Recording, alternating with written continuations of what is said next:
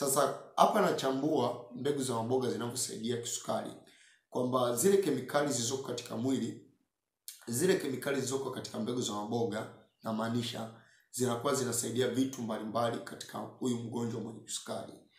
Kwanza, mbegu za maboga zina antioxidant. Mfano antioxidant ni vitamini E.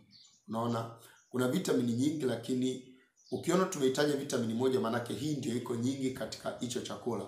Vitamini E iko nyingi katika mbegu za maboga pamoja na carotenoids.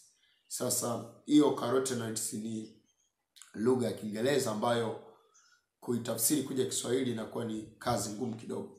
Sasa hizi antioxidant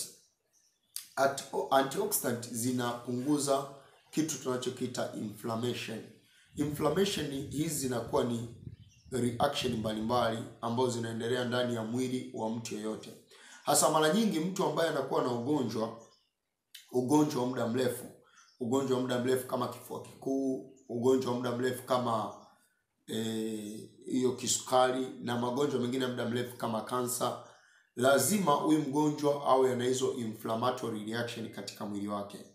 Sasa antioxidant zinasaidia katika kupunguza hizi inflammatory reaction katika mwili wa mgonjwa. Kwa hiyo kiujumla ni kwamba antioxidant zilizoko kwenye mbegu za maboga zinasaidia kwenye magonjwa yote ya muda mrefu, sio tu kisukari, lakini zinasaidia katika kupunguza inflammation, ambazo inflammation huwa zinakuwa hasa katika wagonjwa wenye magonjwa ya muda mrefu, miili yao inakuwa na hizo inflammation.